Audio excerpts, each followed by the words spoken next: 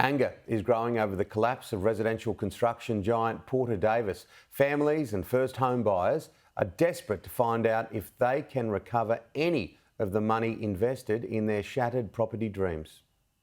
First home buyer Damien and his fiancée have scrimped, saved and sacrificed to build their dream house. We budgeted for years. You know, I was working 3 jobs at one point, she was working 2, and it's just heartbreaking now. It feels like it's all just gone to nothing. Now the Taylors Hill 24-year-old is left with a shell of a home following the collapse of builder Porter Davis. Really a massive shock.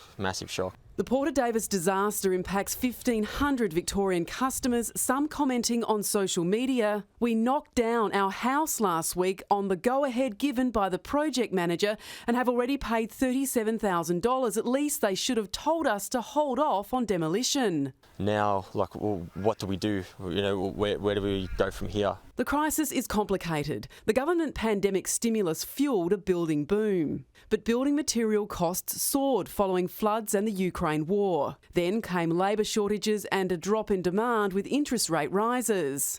Builders who signed up to build homes on fixed contracts then faced large losses as they were unable to meet rising costs.